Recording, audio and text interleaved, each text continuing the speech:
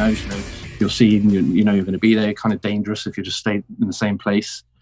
So I go, take me up that hill, man. He's like, are you sure? I'm like, yeah, take me up the hill. So we go right to the top of the hill. It looks phenomenal up there. And I've sent a message to my boss, like, mate, I might go up TV Hill. He calls me. He's like, do not go up there. We've had a lot of intelligence. The Taliban are up there. It's rife up there. I was like, yeah, do not go up there. Okay, no worries. I put the phone down. I'm like, Habib, we better get down. Because he didn't actually know we're up there. Oh my gosh. So you're saying not to come up on the hill. Roger that. Okay.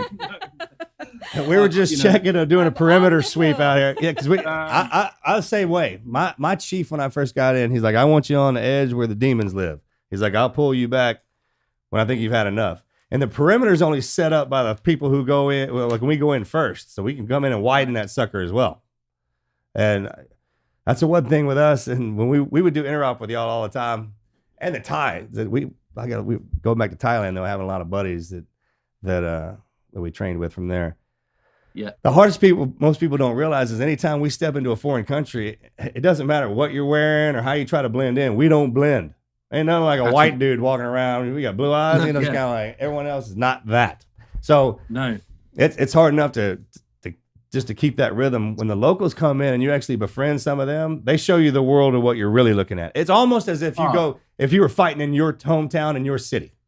Think about it. That's the perspective they give us.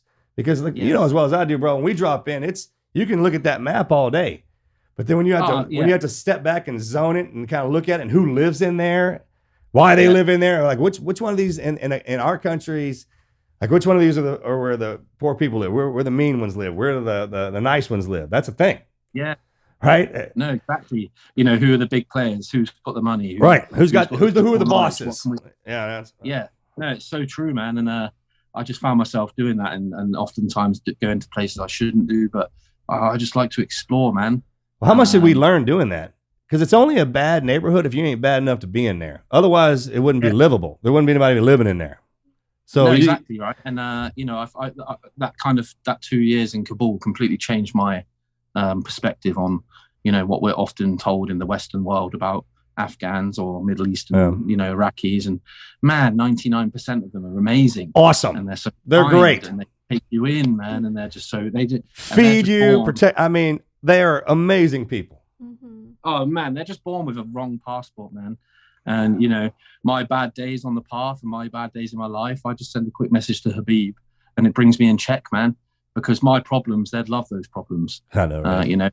They'd love to have the problems I have, and that kind of puts me in the zone when I feel a bit down or when I feel a bit like, I hate life right now. I think back to those guys, and they'd cut their right arm off to have that.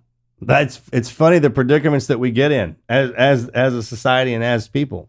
And you're right. Yeah. If you're from the city, your ass better have a country friend. If you live in a country, get a city friend. And if you can get some friends overseas and you think you're having a bad day, text them.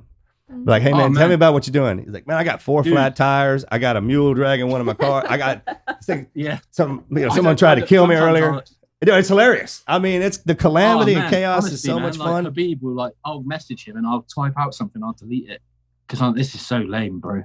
When I tell him what's going on, he'll just be reading it going, are you for real, man? They can slap us from over the seat. Like, you think you're having a bad day, man? Check this out. Like, are you fucking kidding me? That's awesome. We're very lucky to live where we live, man. But oftentimes we get so caught up in our lives on a daily, and we have no kind of, we need to zone ourselves back into what really is a struggle. And we're just, as a human race, unfortunately, a lot of the time we're just so caught up in our lives of I need to me, right? We don't think about the outer, and we should do that more often. Sure. You said that perfectly. The best part about going overseas and getting to do those things and spend time with everybody and all that, the different types of people, is it really teaches you how to live in your life. Appreciate your life. Oh, right? Matt, I'm Matt, well, you know as well, but one of my favorite sayings, right, is memento mori, which is Latin for remember death.